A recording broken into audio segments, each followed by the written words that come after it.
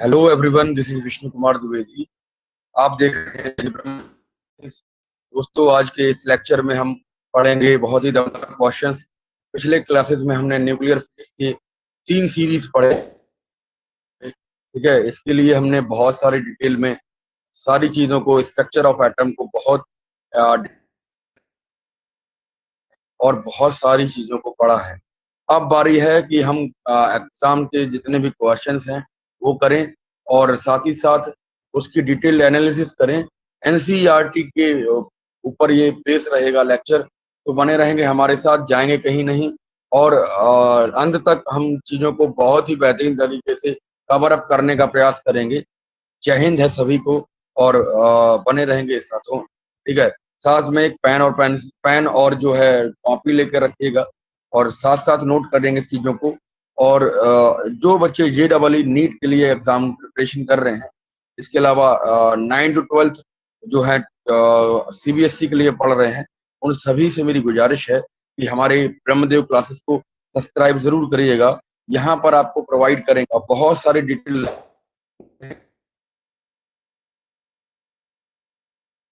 Beneficial रहेंगे सारे lectures. Okay, हमने कवर अप किया है 9th to 12th, 9th के सारे लेक्चर्स, पूरी साइंस कवर अप किया है। इसके अलावा हमने फिजिक्स में 10th सिलेबस पूरा कवर किया है।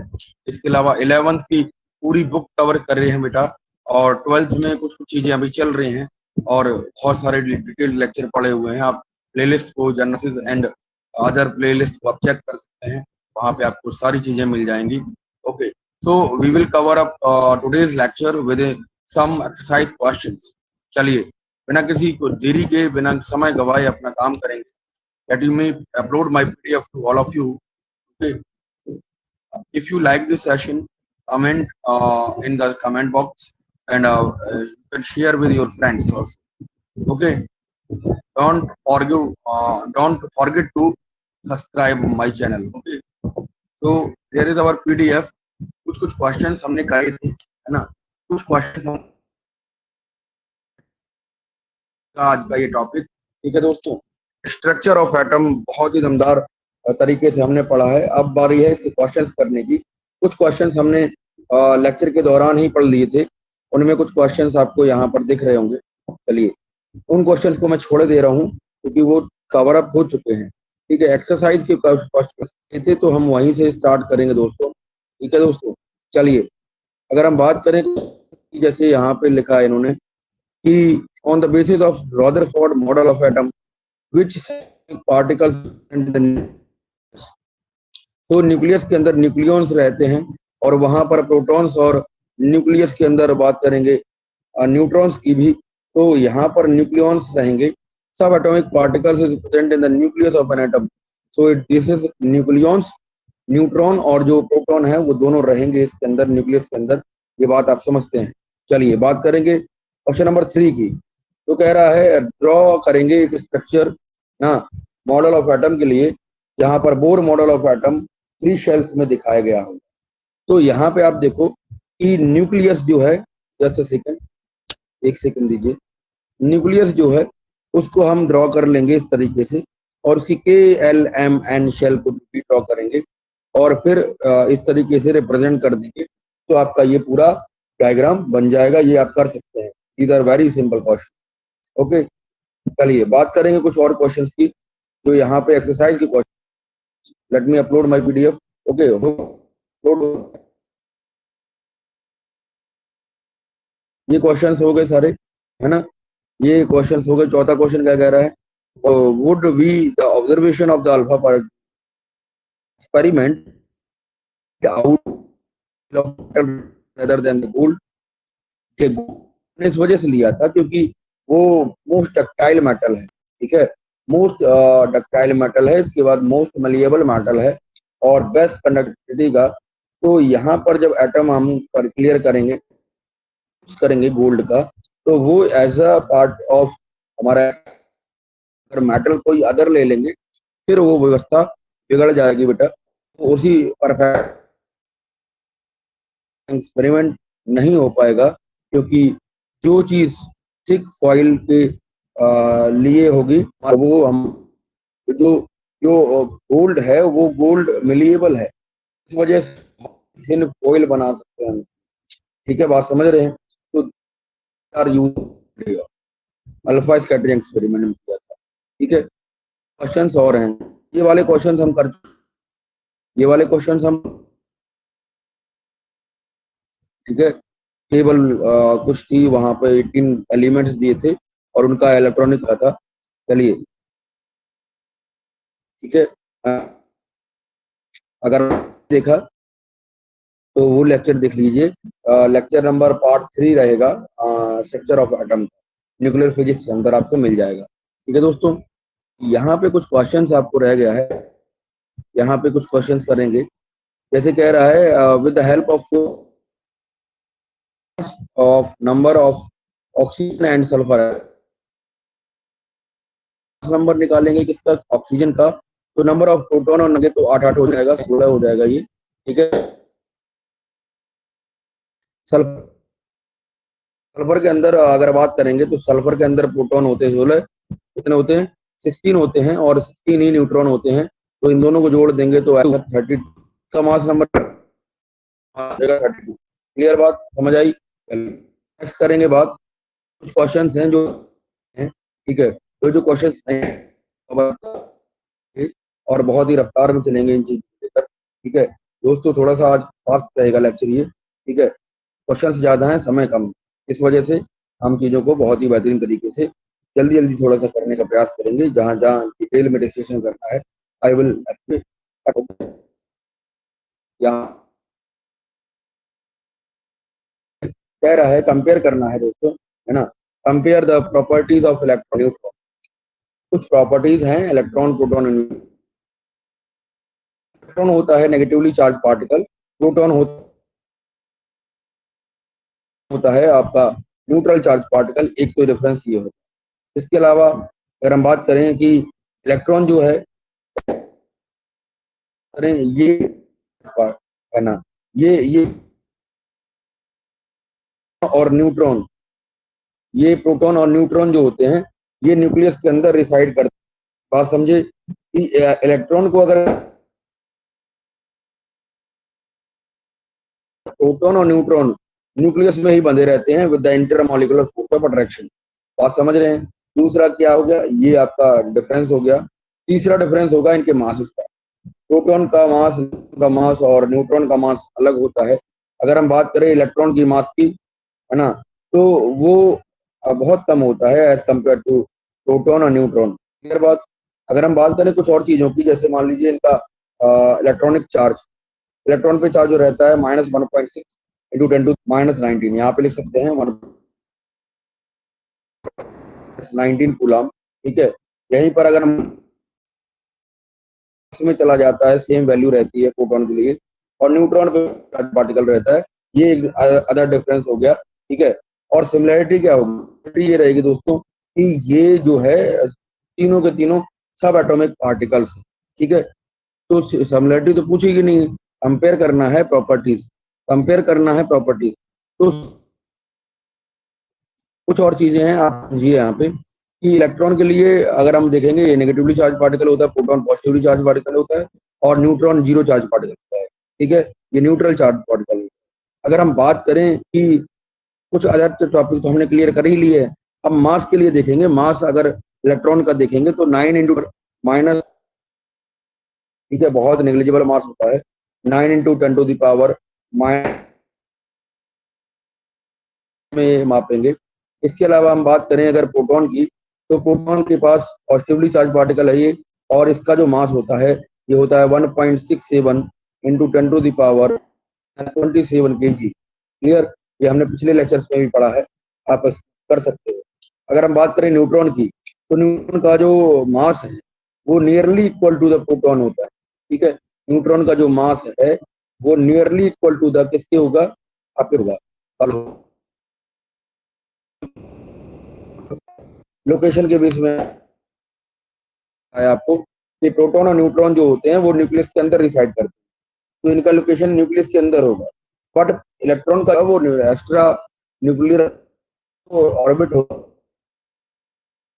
करता होगा एज बोर बात समझ रहे हैं, चीजों को समझ रहे हैं क्लियर करके, है ना, चीजों को एक एक करके समझेंगे, और कहीं भी दिक्कत होगी तो कमेंट बॉक्स का इस्तेमाल कर लेंगे और भी बेहतर करने का प्रयास करेंगे। क्लियर बात, इन बातों को आप लिख सकते हैं।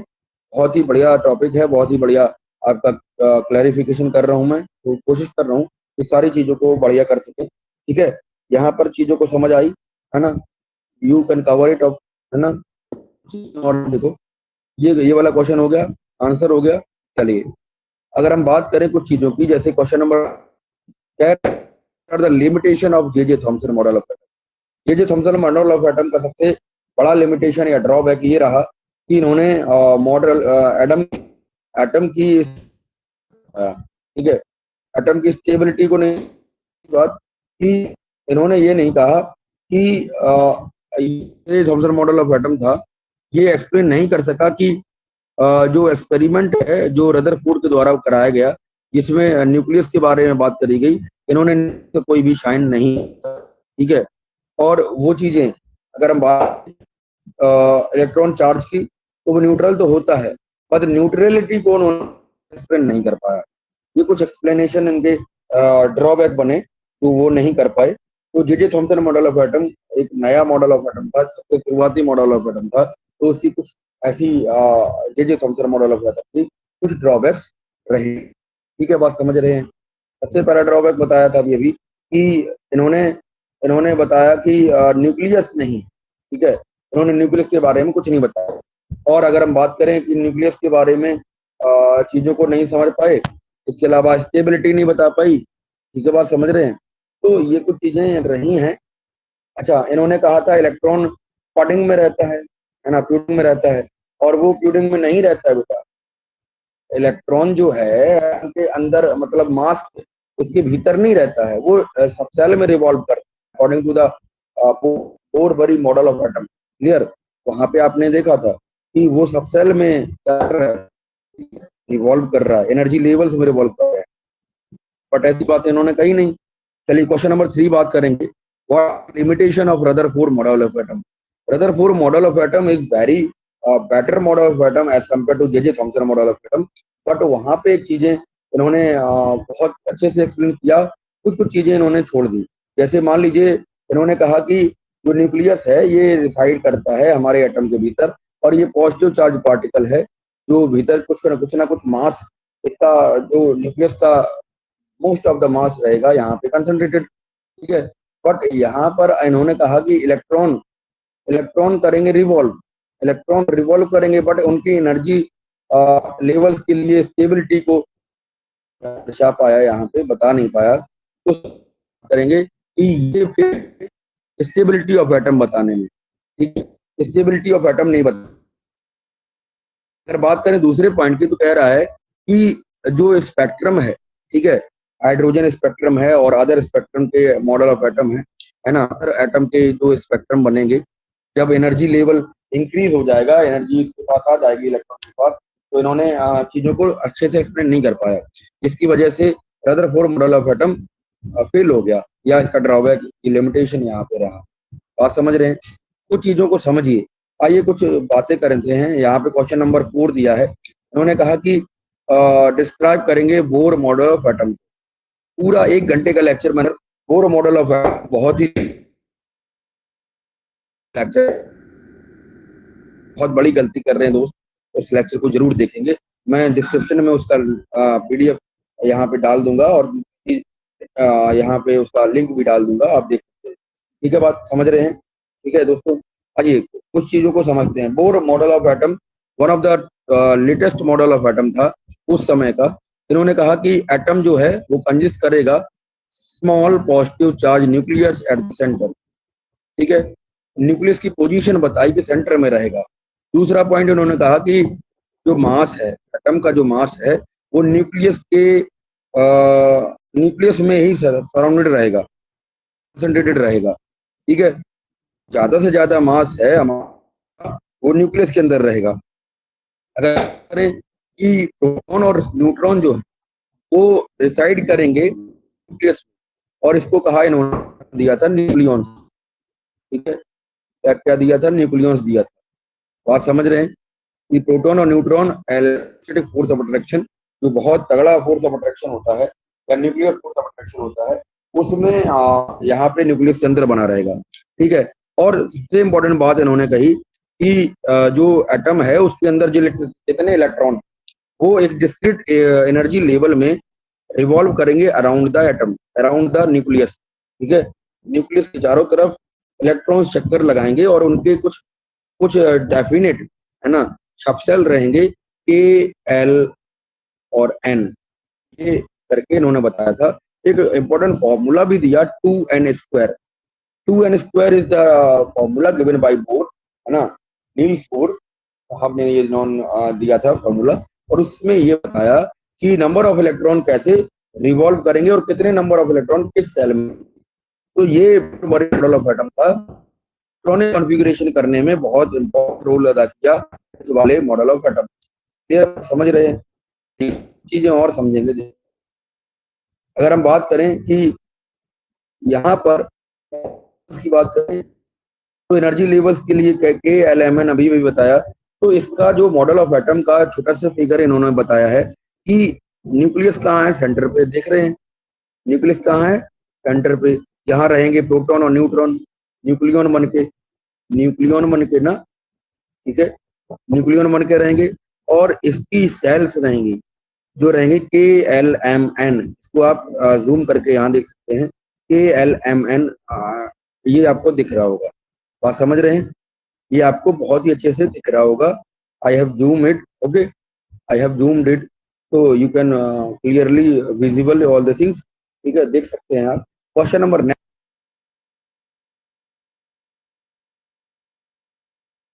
मॉडल, सारे मॉडल जितने भी अभी तक पढ़े, पहला J Thomson model of atom, दूसरा रदरफोर्ड मॉडल ऑफ एटम, तीसरा हमने बोर मॉडल ऑफ एटम पढ़ा, Niels Bohr model of atom पढ़ा। और ये सारे मॉडल जो हैं उनकी या फिर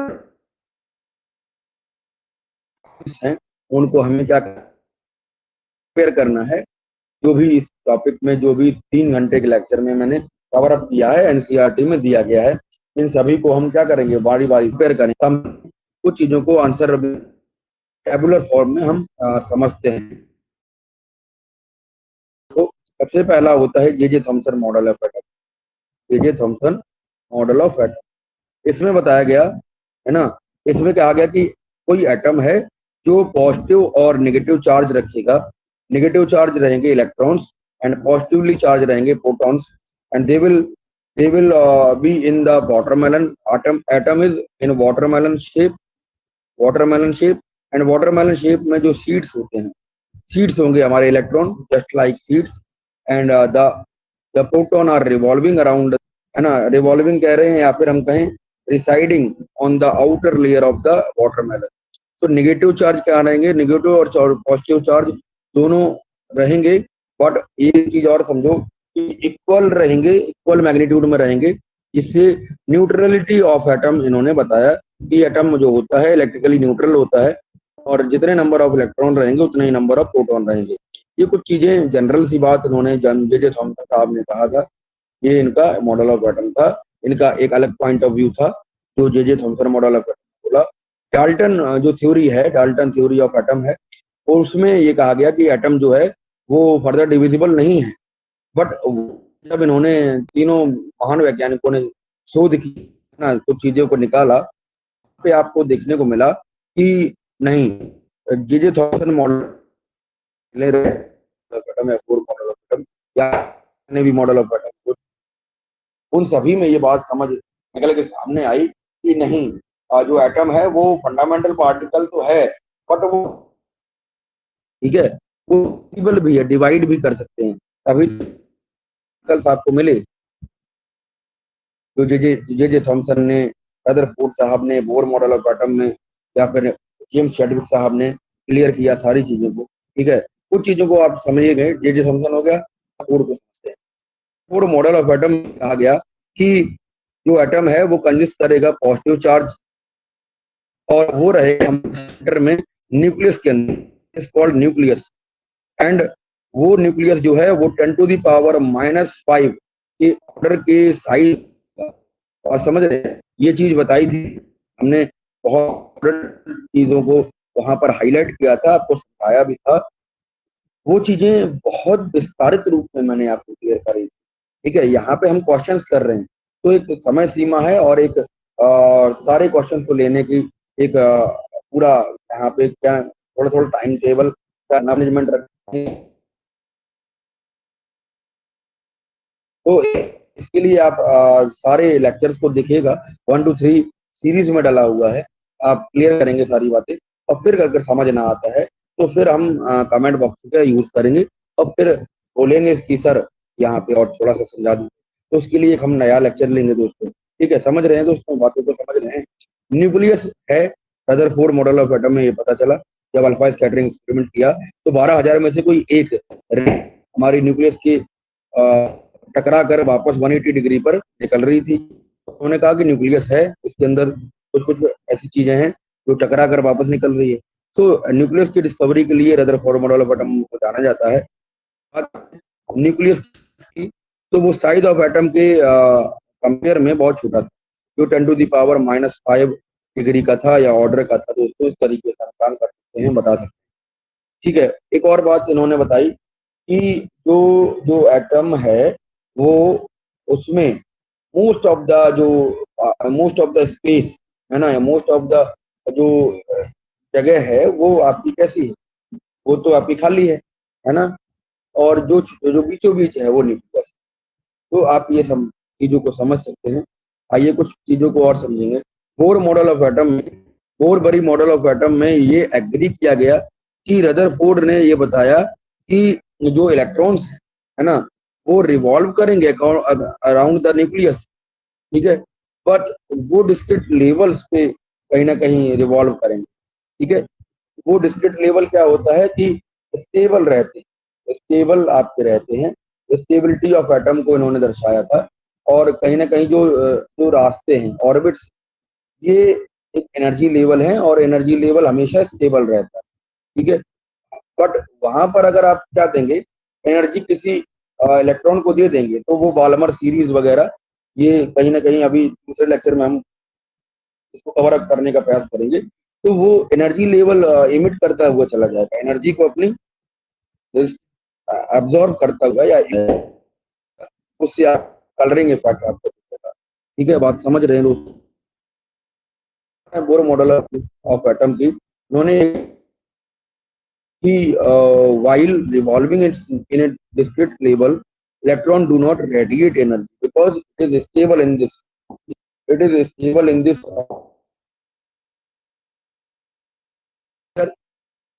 समझ रहे हैं दोस्तों। तो इस ये कुछ आपके क्या थे, ये कुछ कंपैरिजन भी थे। इसके अलावा जो जो हमने आपको पिछले लेक्चर है आपको बताया है, ये थोड़ा सा आपको कंपैरेटिव वे में मैंने पढ़ाया। ठीक है दोस्तों, चलिए अगर हम बात करें नेक्स्ट क्वेश्चन की, तो नेक्स्ट क्वेश्चन पेज नंबर 13 पर है। यहाँ पे बात करेंगे, समराइज करना है कुछ रूल्स, है ना, समराइज करना है कुछ रूल्स, समराइज करना कुछ rules for writing the distribution of electrons in various cell of first element. Rules क्या है, रूल्स क्या है, आप ये देखो 2n² जो फॉर्मूला आपको दिया था उसका यूज करेंगे। और n की जगह पर जो है ये आपके 2 इलेक्ट्रॉन रहेंगे, क्योंकि 2n² और n की जगह 1 रखेंगे तो 2 हो जाएगा। क्लियर, ये बात समझ रहे हैं। ठीक है दोस्तों, अगर हम सेकेंड सबसेल की बात करें तो यहाँ पर 8 होंगे। इसी तरीके से 2, 8, 18 और 32 इलेक्ट्रॉन यहाँ पर m सेल तक भरे जा सकते हैं। A, L, M और N तक, मतलब N में 32 होंगे। ये बातें आप समझते हैं। चलिए अगर करें कुछ और चीजों की, जैसे कह रहा है रूल्स क्या है, तो रूल्स आप समझ गए, रूल्स आप समझ गए। थोड़ा सा एक छोटा सा रूल और है, there should be a spilling in the different orbits. इसका मतलब क्या है, इलेक्ट्रॉन वो सिस्टमेटिकली अरेंज होंगे। ऐसा नहीं है कोई भी मनाए वही चले जाइए, ऐसा नहीं है। जब तक कोई एक ऑर्बिट पूरी तरीके से कंप्लीटली फिल नहीं होगी तब तक वो इलेक्ट्रॉन दोस्तों मेजर कंसेप्ट है ये।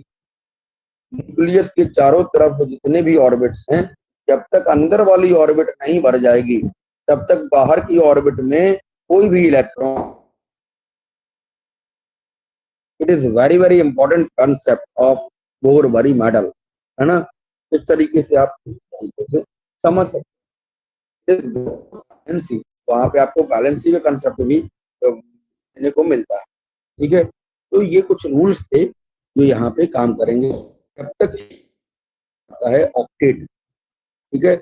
ऑक्टेट जब तक किसी भी ऑर्बिट का, किसी भी एटम का, ठीक है, वो कंप्लीट नहीं होता है, वो कहीं ना कहीं अनस्टेबल रहेगा और वो तब तक कहीं ना कहीं जो है एटम से दूसरे एलिमेंट्स के साथ बॉन्ड बनाएगा। ये बात आप समझते हैं। फॉर गेनिंग इट्स स्टेबिलिटी, चीजें क्लियर करेंगे तरीके से मैं पढ़ा है, ठीक है। कुछ कुछ चीजें आप add on, it's not a big deal, है ना।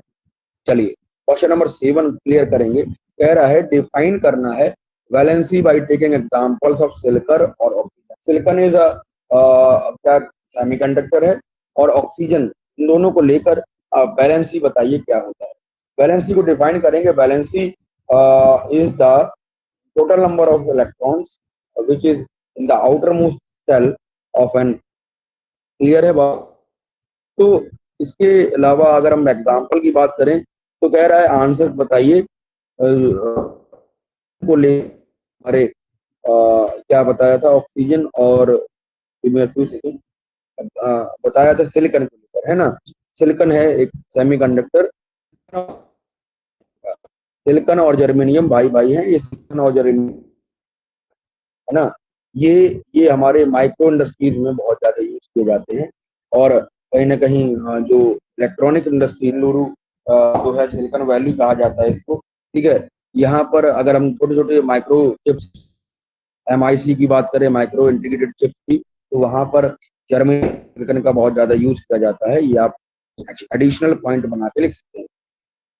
ऐसी की तो बैलेंस है कि किसी भी एलिमेंट की balance of electrons which is revolving in the last orbit of atom, clear। Last orbit of atom में जो जो नंबर ऑफ जो इलेक्ट्रॉन्स रिवॉल्व कर रहे हैं वो डिटरमाइन करते हैं valency of that atom element, clear. अगर हम बात करें ऑक्सीजन, ठीक है, ऑक्सीजन के पहले सिलिकॉन की बात करें। सिलिकॉन के लिए अगर हम देखेंगे तो यहाँ पर ये जो हो जाएगा 14 इसका एटॉमिक नंबर है। तो इसका अगर हम इलेक्ट्रॉनिक कॉन्फ़िगरेशन देखेंगे तो क्या होगा, 2, 8 और 4, क्लियर। 2, 8 और 4। इसके लिए अगर हम स्टेबिलिटी देखेंगे तो इसके पास, सिलिकॉन के पास कितनी वैलेंसी है, इसके आउटर मोस्ट शेल में 4 इलेक्ट्रॉन, अभी अभी देखा। तो यहाँ पर आपके 4 वैलेंसी इसकी हो जाएगी, क्लियर है। ऑक्सीजन की इसी तरीके से similarly we can see the valency of oxygen. तो यहाँ पर जो ऑक्सीजन का एटॉमिक नंबर है वो होता है 8, क्लियर। तो 8 के लिए अगर आप रीडिस्ट्रीब्यूशन करेंगे इलेक्ट्रॉनिक कॉन्फ़िगरेशन में तो यहाँ पर 2 इसके के शेल में भर जाएगा, 2 फिर 8 आता है, अब बचा कितना, 6। तो 6 इलेक्ट्रॉन्स के हमारे ऑक्सीजन के कहीं ना कहीं ऑक्सीजन के आउटर मोस्ट शेल में रहेंगे। The valency would be 6। So it is easy to gain 2 electrons while losing 6 electrons at same time, ठीक है। 6 इलेक्ट्रॉन ये लूज नहीं कर सकता क्योंकि ज्यादा नंबर ऑफ इलेक्ट्रॉन यहाँ पर है। तो ये क्या करेंगे, 6 इलेक्ट्रॉन्स लूज नहीं करेगा, है ना, 2 इलेक्ट्रॉन को गेन कर सकता है। तो यहाँ पर आपको जो ऑक्सीजन की वैल्यू यहाँ पे आप क्लियर कर सकते हैं। देखो ऑक्सीजन के पास क्या हो जाएगा, ऑक्सीजन के पास 2 पॉजिटिव यहाँ पे चार्ज आ जाता है, जिससे वो कहीं ना कहीं दूसरे एटम से जोड़ीदारी कर लेता है और दोस्ती कर लेता है, वहां पे एक एटम बना लेता है, क्लियर है। मॉलिक्यूल बन जाएगा दोस्तों, ठीक है। हाइड्रोजन के साथ बना लेगा और किसी दूसरे के साथ ऑक्साइड फॉर्म कर लेगा। बात समझ रहे हैं। आइए क्वेश्चन नंबर 8 डिस्कस करते हैं। कह रहा है कि आप बताएं कि विद द एग्जांपल्स की एटॉमिक नंबर क्या है, दूसरा मास नंबर क्या है, तीसरा आइसोटॉप क्या है और चौथा आइसोबार क्या है। कुछ यूजेस भी बताने हैं। आइसोटॉप के यूज क्या है। आइसोटॉप जनरली हमारा ट्यूमर्स वगैरह के ट्रीटमेंट में यूज किया जाता है। आइए एक एक करके सबको समझते हैं। एटॉमिक नंबर क्या होता है? एटॉमिक नंबर जो होता है वो टोटल नंबर ऑफ प्रोटॉन पर डिसाइड करता है ना। प्रोटॉन्स किसी भी एटम में कितने हैं वो नंबर ऑफ एटॉमिक नंबर बताएगा, ठीक है। जैसे मान लीजिए अगर हम नाइट्रोजन का केस लेते हैं तो इसके पास बेटा 7 प्रोटॉन होते हैं इसके एटम में, और जब 7 प्रोटॉन होंगे तो इसका एटॉमिक नंबर भी 7 हो जाएगा। क्लियर है? अगर हम मास नंबर की इसी तरीके से similarly we can say atomic mass या मास नंबर होता है हमारा total sum of proton and neutron, ठीक है। अगर हम बात करें किसकी, अगर हम बात करें कि बोरोन की, कुछ एग्जांपल्स इन्होंने बताए कि बोरोन है तो बोरोन के पास प्रोटॉन रहते हैं और 6 न्यूट्रॉन रहते हैं, तो इस मास कितना हो जाएगा? add on these and we will get 11.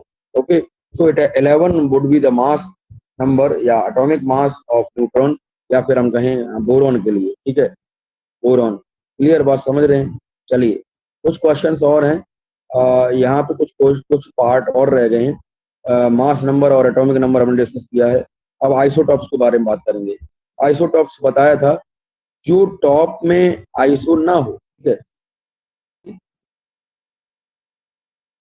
ऊपर नहीं है, आइसो का मतलब सेम नहीं है, ऊपर की तरफ सेम ना हो, नीचे की तरफ सेम हो। इस तरीके से नीचे 17 दिख रहा है क्लोरीन में, यहाँ पर उन चीजों को हम आइसोटॉप्स कह देते हैं। Isotopes are some elements number but atomic number same रहेगा लेकिन डिफरेंट मास नंबर रहेगा। एटॉमिक मास डिफरेंट रहेगा, जो नीचे वाली चीजें वो सेम रहेंगी बट ऊपर वाली चीजें आपकी डिफरेंट रहेंगी। बात समझ रहे हैं? बात समझ रहे हैं कि नहीं? चलिए क्लोरीन को देखते हैं और क्लोरीन की बात को समझते हैं।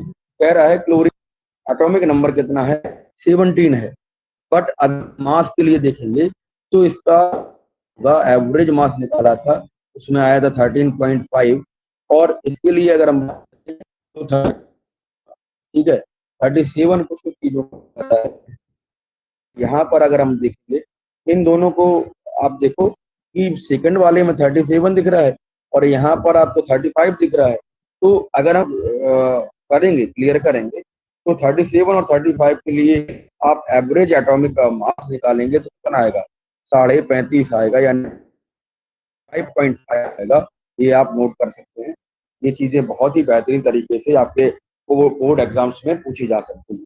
चलिए अगर हम क्लियर करें एक और बात, आइसो जो लास्ट बचा हुआ है, आइसो बार का मतलब, आइसो बार का मतलब, इस बार का मतलब होता है नीचे, लेकिन नीचे वाले देंगे, यहाँ पर बार का मतलब ऊपर, ऊपर के सारी चीजें सेम रहेंगी, नीचे की सारी चीजें डिफरेंट रहेंगी।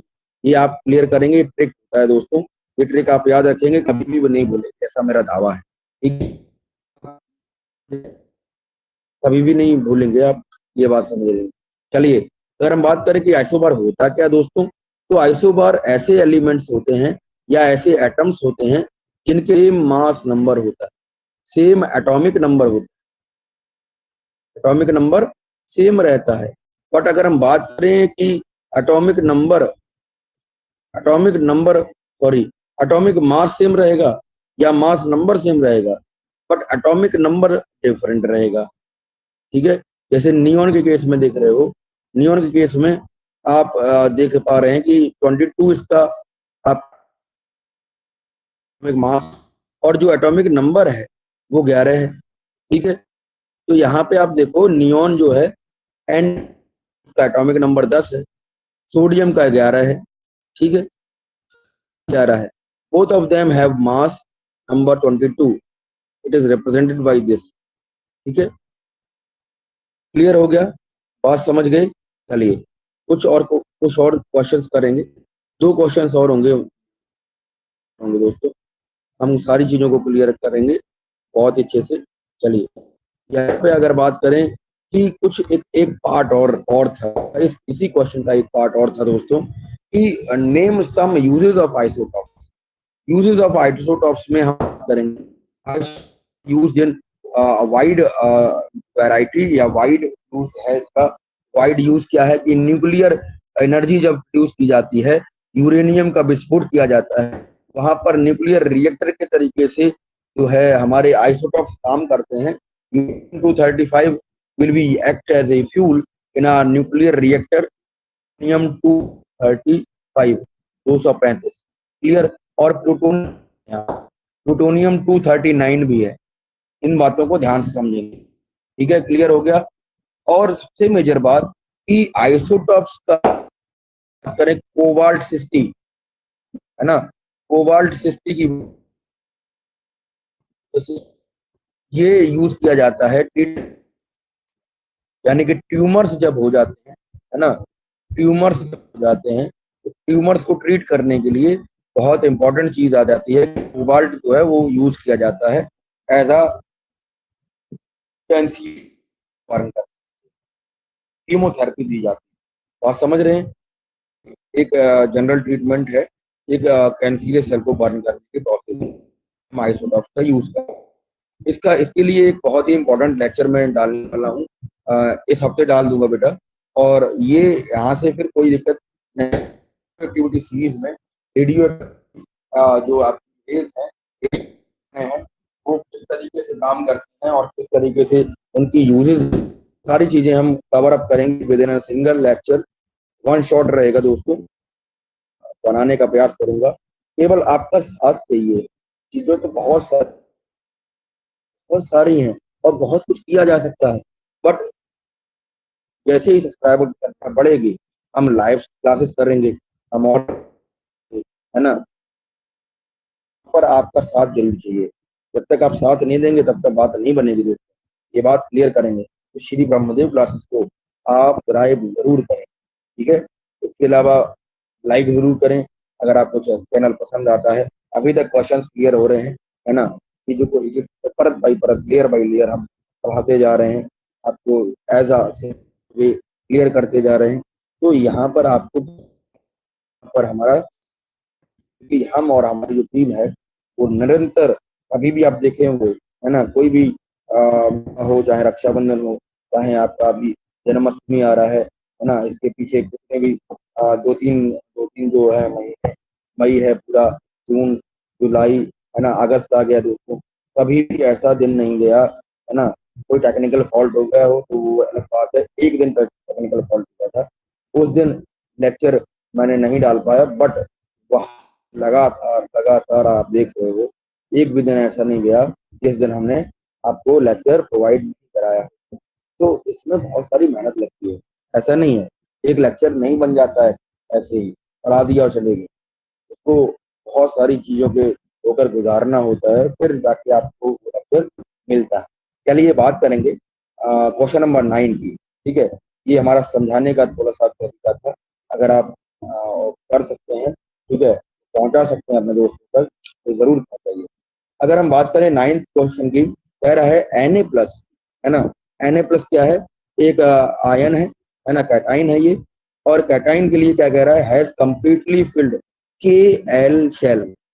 इसका हम देख रहे हैं कि जो K सब शेल है और L जो शेल है वो भर भर चुका है। हाँ, भर सकते हैं। Na का क्या होता है दोस्तों, Na के लिए यानी कि सोडियम के लिए जो एटॉमिक नंबर है वो 11 है, तो इसकी इलेक्ट्रॉनिक कॉन्फ़िगरेशन क्या होगी, 2 और 8 हो जाएगी। बात कहीं एक और बचेगा इलेक्ट्रॉन जो इसके आउटर मोस्ट शेल में घूमता रहेगा। इसी के लिए जो सोडियम की वैलेंसी होगी वो 1 होगी, बट इस 1 इलेक्ट्रॉन को किसी को दे दें, दान कर दें। दान करने का मतलब क्या है, अगर हम इसको किसी को ऐसे ही दे दें, ठीक है, तो ये जो आपकी के शेल यानी कि 2 इलेक्ट्रॉन और यहाँ 8 इलेक्ट्रॉन जो एल शेल में होंगे, के और एल शेल दोनों भर जाएंगे कंप्लीट। और इसके ऊपर क्या, Na के ऊपर एक पॉजिटिव साइन आया, इसका मतलब एक इलेक्ट्रॉन इसने गवा दिया है, ठीक है। That is the detailed explanation. यहाँ पे अगर हम बात करें वही सारी चीजें आपको लिखी मिली है, ये आप पढ़ सकते हैं, ठीक है। क्लियर करेंगे सारी चीजें, आपको समझ आ रहा है, बातों को समझ आ रहा है दोस्तों, ठीक है। लाइक जरूर करेंगे, क्लियर करेंगे एक एक बात। देखो कुछ और चीजें हैं यहाँ पे, आप समझने का प्रयास करेंगे। 10th क्वेश्चन कह रहा है कि अगर ब्रोमीन का आइटम ले लें, है ना, और अगर हम इसका 2 आइसोटॉप ले लें, 79 और 35 ब्रोम, ठीक है, इसके कुछ परसेंटेज इन्होंने दिया है। ठीक, कुछ परसेंटेज इन्होंने दिया है। अब कह रहा है कि ये जो है आपका इसका एटॉमिक मास निकालो, और वो एटॉमिक मास कैसा होगा, एवरेज एटॉमिक मास होगा, है ना। ब्रोमीन एटम के लिए आप इसके दो आइसोटॉप यहाँ पे हैं। पहला 35 Br या फिर 79, यहाँ पे ऐसे समझो, या था क्लोरीन के लिए जैसे निकाले थे ऐसे ही ब्रोमीन के लिए निकालेंगे। तो यहाँ पे आपको 35 Br दिया गया है, इसका इसका यहाँ पर 79 दिया गया है, ठीक है। एक 81 दिया गया है, ठीक है, इसका 35 आप, तो यहाँ पर कुछ कुछ चीजें यहाँ पे इन्होंने दिया है, ठीक। अब हम क्या करना है, एवरेज एटॉमिक मास निकालना है। बात समझ रहे हैं? चलिए इसका आंसर क्वेश्चन करेंगे। तो हमें जो जो चीजें दी गई हैं सबसे पहले न्यूमेरिकल जब करते हैं तो वो लिख लेते हैं, ठीक है। सबसे पहला मूल मंत्र आपको बताया था, जब भी हम न्यूमेरिकल करते हैं जो जो हमारे क्वेश्चन में गिवन होता है सबसे पहले हम वो लिखते हैं। यहीं पे आपको आधे नंबर मिलता है, घबराने की आवश्यकता नहीं, है ना। आपको नंबर कैसे गेन करना है ये भी मैं बताऊंगा, ठीक है। एग्जामिनर आपको कहाँ कहाँ नंबर प्रोवाइड करता है और फ्री के नंबर कहाँ से मिल सकते हैं वो मैं आपको बताऊंगा, ठीक है। अभी तक तो कुछ नहीं किया, बट क्वेश्चन में जो था वही हमने लिख लिया, ठीक है। अब हम एवरेज एटॉमिक फॉर्मूला लगाएंगे और मास निकालने का प्रयास करेंगे, ठीक है। चलिए यहाँ पे आप देखो, let me take to next slide. Okay, तो यहाँ पे आप देखेंगे कि सबसे पहले क्या कह रहा है, हमारा जो 79 नंबर है और 89 नंबर है, 81 नंबर है सॉरी, वो हम लिख लेंगे। और इसका परसेंटेज दिया था, क्या दिया था, देखो यहाँ पे आपको मैं फिर से दिखा दूं कि यहाँ पर कुछ परसेंटेज आपको गिवन था। एक परसेंटेज ये गिवन, जस्ट सेकंड, एक परसेंटेज आपको Br35 का ये गिवन था, और एक परसेंटेज Br30 का आपको 50.3 गिवन था। तो आपको क्या करना है, इन्हीं सबको अरेंज करके आपको कैलकुलेट कर देना है। तो सबसे पहले Br37 है ना, Br35 का है ना, 35 का 79 वाले का कितना था, 49.7 था, ठीक है। अब हम क्या निकाल रहे हैं, परसेंटेज निकाल रहे हैं। तो यहाँ पे आपको क्या करना है, आपको 100 से डिवाइड कर देना है, ठीक है। और जब हम परसेंटेज कह रहे हैं तो परसेंटेज होता है 100वां हिस्सा, तो हम 100 से इसको डिवाइड कर रहे हैं, एक बात आप समझ लीजिए, ठीक है। अब हम 50.3 देख रहा है, तो 50.3 को अगर हम पूरा परसेंटेज हटा के लिखें तो 100, ठीक है। ये बात आप क्लियर कर पा रहे हैं? 81 के साथ मल्टीप्लाई करेंगे और कैलकुलेट कर देंगे, कैलकुलेट कर देंगे तो कुछ फ्रैक्शनल वैल्यू आएंगी जो आप ये ऐसे देख सकते हैं, और इसको कैलकुलेट करेंगे तो आपको करीबन करीबन 80.006 यूनिट आपको प्रोवाइड हो जाएगा, जो इसका एटॉमिक मास। बात समझ रहे हैं?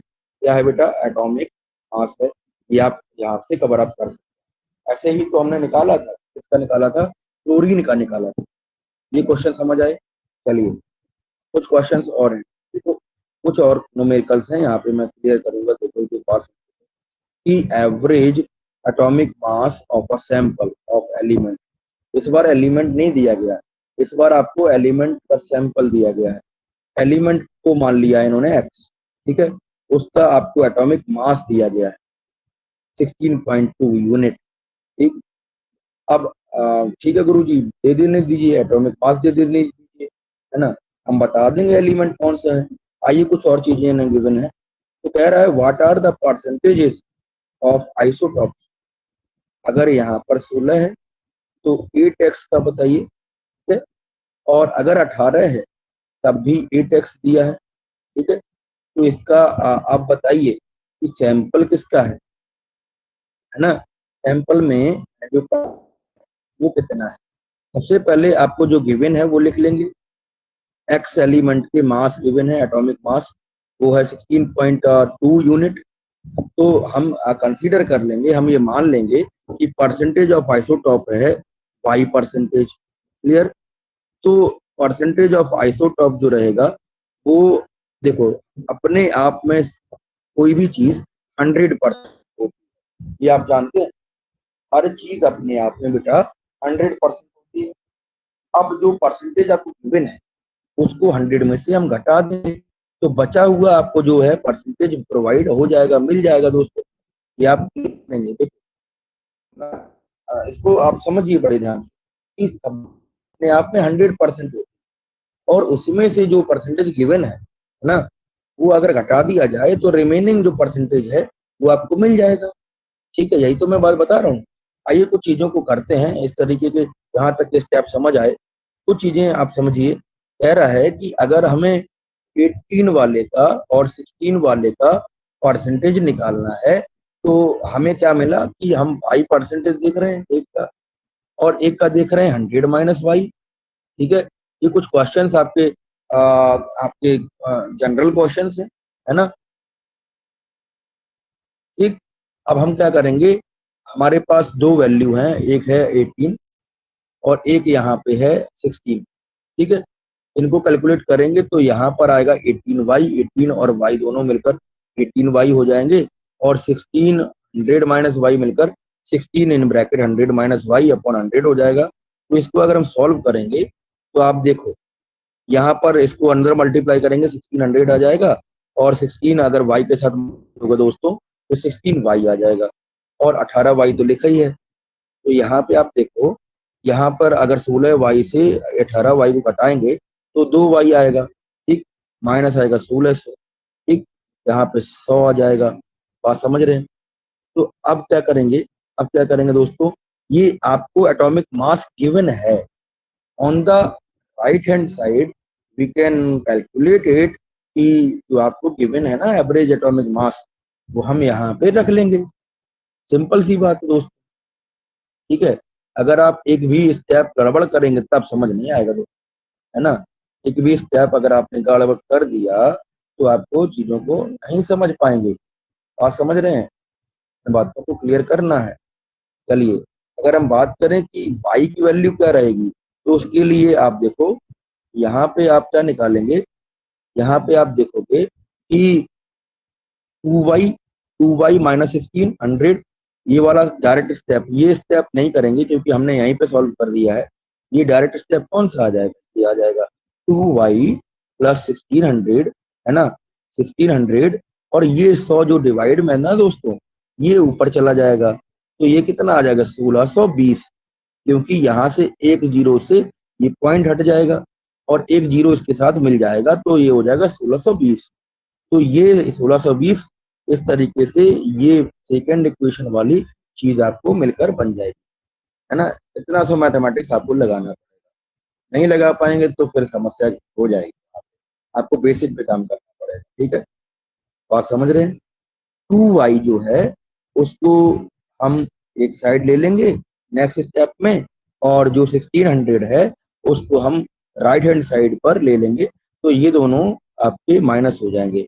तो y इज इक्वल टू आएगा, y इज इक्वल टू 10 आ जाएगा, क्योंकि 20 बचेगा, तो y और 2 से हट जाएगा तो 10 बच जाएगा। यहाँ तक क्लियर हुआ। अब हम बात करें कि यहाँ x का जो वैल्यू है वो क्या है, तो ये चीज आप देखो कि therefore we can conclude that the percentage of isotope, है ना, 18/8x जो होगा इज 10%। 10% मतलब y10 आया है, उस हिसाब से हम कर लेंगे। अब देखो, ये क्या है, 100 माइनस वाई था, तो 100 माइनस वाई, अब वाई निकाल चुके हैं दोस्तों, वाई कितना आया, 10 आया, 10% आया, तो 100 में से 10 घटा देंगे, ये आ जाएगा 90%।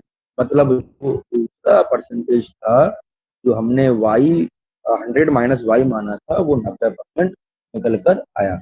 ये बात समझ रहे हैं। चलिए, लास्ट क्वेश्चन ऑफ द जो है आपका सेशन रहेगा, last question of the session रहेगा। कह रहा है z बराबर 3 दिया गया, इफ z बराबर 3 दिया गया तो आपको निकालना है what would be the valency of the element, आपको एलिमेंट का नाम भी बताना है। ठीक, जेड, तो आप देखिए, जेड का मतलब होता है नंबर, है ना, नंबर ऑफ प्रोटॉन जो है, तो एटॉमिक नंबर क्या हो जाएगा, नंबर ऑफ प्रोटॉन पे डिपेंड करता है एटॉमिक नंबर, तो ये आपका 3 हो जाएगा। इलेक्ट्रॉनिक कॉन्फ़िगरेशन क्या होगा, के एलिमेंट में भरते थे तो के में 2 आ जाएंगे, बचेगा कितना, 1। ठीक, तो जो 1 इलेक्ट्रॉन बचेगा, इससे आपकी बैलेंस आ गई, है ना, 1 इलेक्ट्रॉन आ गई। तो ये क्या है, ये आपका है लीना, है ना, है ली और ना, ना मतलब सोडियम। तो यहाँ पे आप देखो है मतलब हाइड्रोजन, और यहाँ पे आप देखो हीलियम भी होता है। हाइड्रोजन का एटॉमिक नंबर 1, हीलियम का एटॉमिक नंबर 2, ठीक है, और लिथियम का एटॉमिक नंबर 3, 3, थर्ड, क्लियर। तो यहाँ पे आप समझ सकते हैं कि जेड बराबर 3 होने का मतलब है कि वो जो है एटॉमिक नंबर किसका है, लिथियम का है। लिथियम की जो वैलेंसी है वो 1 होती है। ये आपको टेबल हमने दिखाया था जिसमें 18 ग्रुप ऑफ एलिमेंट थे, वहां पे आपने तो बहुत ही अच्छे से क्लियर किया था। ये आपका यहाँ पर लेक्चर पूरा हो जाता है दोस्तों। अब आपको करना क्या है, आपको छोटा सा एक मदद करना है कि ये आप क्लियर करेंगे। ये सारी चीजें बहुत ही बेहतरीन तरीके से मैं पढ़ाने का प्रयास कर रहा हूँ। बस आपको सब्सक्राइब करना है, आपको दोस्तों तक इस चैनल को फॉरवर्ड करना है, ठीक है, बातें समझ रहे हैं। दोस्तों इस चैनल को इतना फैला दीजिए, इतना फैला दीजिए कि जो जो गरीब बच्चा है ना, जो कोचिंग नहीं कर पा रहा है किसी कारण से, या कहीं कहीं दूर दराज क्षेत्रों में, गांव में रह रहा है ना, वहाँ पे कोचिंग सोर्सेज अवेलेबल नहीं है ना, अगर हम सब्सक्रिप्शन नहीं ले पा रहे हैं, ठीक है, पीडब्ल्यू जैसे कोचिंग इंस्टीट्यूट में नहीं पढ़ पा रहे हैं, तो यहाँ पर अगर हम बात करें कि उनको और भी बेहतरीन तरीके से, मेरा कोशिश ये रहेगा कि आप ये कराएं। और अगर बात रहेगी रिसोर्सेज, है ना, कुछ कुछ चीजें अभी डिजिटल बोर्ड नहीं है जिसको हम क्लियर करेंगे, है ना। जैसे ही ये पास बनता है ना सब्सक्राइबर, है ना, सब्सक्राइबर 1000 के आसपास पहुंचता है ना, उसके अब जाता है, तो I will definitely promising you that I will arrange anyhow the digital board, and we will interactive learning. Okay, we will learn interactively. Okay. So this is Vishnu Kumar Duri, and you are watching Shri Brahmadev classes. So we are very admired to give you the best and the best outcome of the education, and uh, physics and chemistry lectures in a very possible and best way. Okay, so be with us, grow our channel, help us for different scenarios, ठीक है। YouTube में जो है कहीं ना कहीं ऐसी चीज़ों को हम उजागर करने वाले हैं, डिटेल्ड बेसिस पे हम वीडियो डालेंगे। It is very free of cost, okay, it is free of cost, no charges will be provided for you, कोई चार्ज नहीं ले रहे हैं, ठीक है। बस आपका थोड़ा सा एक ये आपको रहना पड़ेगा, एक मोरल चाहिए, इस मोरल को आप प्रोवाइड कर सकते हैं कमेंट बॉक्स को यूज करके, अच्छे से प्यारे करेंगे हमारा और हमारी टीम का मोटिवेशनल लेवल हाई होता है, ठीक है। फिर मिलेंगे नए लेक्चर में, तब तक आप चीज ध्यान रखिए, पढ़ते रहिए, है ना। और आपने अगर जो जो थ्योरेटिकल लेक्चर्स नहीं देखे हैं, वो थ्योरेटिकल लेक्चर्स आप जरूर देखिए। ऐसा मेरा मानना है कि आप जब तक थ्योरेटिकल लेक्चर नहीं देखते हैं तो चीज़ों को आप वहाँ से ग्रैस्प नहीं कर पाओगे। बातें समझ पा रहे हो कि चीज़ों को आप बहुत ही बेहतरीन तरीके से कैसे समझ पाओगे जब आप वो लेक्चर्स ही नहीं देखते। क्वेश्चन सीरीज तो अपने आप में बहुत ही बेहतरीन है, बट क्वेश्चन तभी कर पाएंगे दोस्तों जब आप क्या करेंगे, जब आप बढ़िया से सारी चीज़ों को एक बहुत ही बेहतरीन तरीके से सिस्टमेटिकली लॉजिकल एक ऑर्डर वे में, ठीक है। जैसे मान लीजिए आपने थ्योरी पढ़ा, ठीक है, थ्योरी के लिए आपके कंसेप्ट क्लियर हो गए, तो कंसेप्ट क्लियर होने के बाद आपने फिर उसके न्यूमेरिकल्स लगाए, फिर आपने उसके कॉन्सेप्चुअल क्वेश्चंस लगाए। सीबीएसई क्या करता है, तो कॉन्सेप्चुअल क्वेश्चंस तभी आएंगे जब आप थ्योरी को बहुत ही अच्छे तरीके से पढ़े होंगे और पकड़ होगी थ्योरी पर दमदार तरीके से पकड़ होगी। ये आपको मैं प्रोवाइड कर रहा हूँ थ्योरी, थ्योरी के कॉन्सेप्चुअल बेसिस, और बहुत ही चीज़ों को एक उम्दा तरीके से मेरा ले जाने का प्रोसेस रहा है, और क्लियर करेंगे सारी बातें, ठीक है। सबसे इम्पोर्टेंट बात यह है, जब भी आप लेक्चर को लेंगे, ठीक है, तो आप क्या करेंगे, आप सारी बातों को एक नोटबुक में, एक कॉपी में आप उतार के जाएंगे, ठीक है, बातें समझ रहे हैं। और अभी मैं आपको बताऊं कि देखो 2 मिनट और नहीं आपके कि यहाँ पर जो जो सेशंस मैंने बनाए चाहे क्लास 12 के लिए ऑप्टिक्स के आपके पार्ट 1 से लेकर पार्ट 6 तक मैंने यहाँ पर कवर अप करने का प्रयास किया है। ठीक है, सारी चीज़ों को मैंने बहुत ही बेहतरीन तरीके से यहाँ पर अपडेट किया है, अपलोड किया है। आप देख सकते हैं वहाँ पे ऑप्टिक्स के 1 से लेकर 6 लेक्चर्स प्रोवाइड किए हैं। उसके अलावा न्यूमेरिकल्स किए हैं। ठीक है, इसके अलावा अगर बात करें हमारे चीज़ों को रे डायग्राम सारी चीज़ें बहुत ही बेहतरीन तरीके से, है ना, वेव ऑप्टिक्स को हम अपलोड करेंगे। इसके अलावा हमने 11th क्लास के लिए पूरा करीबन करीबन जो पहली बुक है उसको कवर किया है। ठीक है, दूसरी बुक को अभी हम धीरे धीरे कवर कर रहे हैं। जैसा आपको रहेगा, जैसा आपकी डिमांड रहेगी, स्पेशल डिमांड रहती है ना। और कोशिश ये करेंगे कि जो संडे आ रहा है ना, ये संडे में हम लाइव क्लास ले सकें और उन चीज़ों को बहुत ही बेहतरीन तरीके से समझ सकें। घंटे में 1 घंटे का लाइव क्लास कोशिश करेंगे कि ये रखा जाए। ठीक है दोस्तों, बस आपका ये थोड़ा सा साथ चाहिए, है ना। अगर आप कमेंट बॉक्स में लिखते हैं सर लाइव क्लास लीजिए, लाइव क्लास लीजिए, तो वहाँ पे हम वीकली सेशन, हाँ, 7 दिन में 1 दिन आपको लाइव क्लास जरूर लेंगे, बट लाइव क्लास आपकी डिमांड पे रहेगी। आप अगर नहीं बोलोगे तो नहीं। ठीक है, बट हमारा लेक्चर देने का रिस्पॉन्स सही से रहेगा। और जैसे ही ये 500 अबव होता है ना, तो लाइव क्लास मैं जनरली अपने हिसाब से चलाता रहूँगा। और आपके जितने भी 11th के बच्चे हैं, 12th के बच्चे हैं, या नीट के डबल ई के एस्पिरेंट हैं, यहाँ पे पढ़ रहे हैं, उनको बहुत ही उम्दा तरीके से पढ़ाने का मेरा ये उद्देश्य रहेगा। जो इंजीनियरिंग के लिए सपने देख रहे हैं, है ना, नीट डॉक्टर के लिए सपने देख रहे हैं, वहाँ पे बायोलॉजी के लिए कंसेप्ट भी डाले हुए हैं, आप जाके चेक कर सकते हो। इसके अलावा एनवायरमेंटल साइंस के कुछ लेक्चर्स पढ़े हुए हैं, आप चेक कर सकते हो। इसके अलावा हम बात करें अगर केमिस्ट्री के लेक्चर्स पढ़े हुए हैं। ठीक है, और बहुत विस्तार ढंग से पढ़ा है। ठीक है, इसके अलावा कुछ क्वेश्चन आपके जो कॉम्पिटिटिव लेवल की तैयारी कर रहे हैं, जैसे यूपीपीसीएस, है ना, यू यूपी पुलिस के लिए, एनडीए के लिए, सीडीएस के लिए, और डबल जो जो मतलब एसएससी के लिए तैयार कर रहे हैं, उन सभी छात्रों को मेरा ये अनुरोध है कि आप चैनल को सब्सक्राइब करें, जिससे आपको बहुत ज़्यादा बेनिफिट हो। और जैसे जैसे बच्चे जुड़ते जाएंगे, जैसे जैसे हमारे साथी हमारे साथ आते जाएंगे दोस्त, तो हम आगे और भी बहुत बेहतरीन तरीके से जो है लेक्चर का जो ऑर्डर है, लेक्चर का जो नंबर है, वो बढ़ाते जाएंगे। ठीक है, क्लियर है बात। बस आपका ये हमें साथ चाहिए, मतलब साथ अगर मिलेगा तो बात बन जाएगी और लक्ष्य को बिल्कुल पाएंगे। लक्ष्य को छोड़ेंगे नहीं और लक्ष्य को एकदम दबा के पकड़ लेंगे। ठीक है, so be with us and we are always with you in very best possible way. I can assure you कि हम हेल्प करेंगे in the best possible way as I could.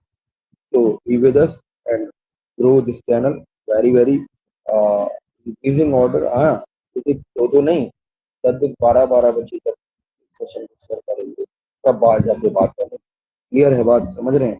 ये कभी कभी मैं आपको ऐसे बोल देता हूँ, आज जनरली 2 3 मिनट इसी में ले लिए। ठीक है, बात समझ रहे हैं। तो ये एक ऐसा लेक्चर है, एक ऐसा पूरा सिनेरियो है जहाँ पे आपको वर्क करना होगा। देखो यूट्यूब चैनल कभी भी ऐसे नहीं हवा में नहीं बनता है। ठीक है, उसकी ग्रोथ हवा में नहीं होती। आप ही दोस्त, आप ही मित्र और जो छात्र हैं यहाँ पे जो पढ़ रहे हैं, जो स्टूडेंट्स या है ना, तो they will help us in creating our very जो यूट्यूब लेक्चर है, ये यूट्यूब चैनल है, आपके सहयोग से आगे बढ़ेगा। क्लियर है। तो ये थोड़ा सा हमारा कहीं ना कहीं ग्रोथ रहेगा कि आपको और भी आगे तक ले जाए। ठीक है, तड़कू मिश्रित इस तरीके से आप करेंगे। बात समझ रहे हैं। तो परीक्षाएं आएंगी और परीक्षाओं के लिए काम करेंगे। बात समझ रहे हैं। तो ये चीजें हैं जिन पर हमें काम करना होगा। मिलेंगे कई लेक्चर में, आप अपना विशेष ध्यान रखिए, पढ़ते रहेंगे और आगे बढ़ते रहेंगे।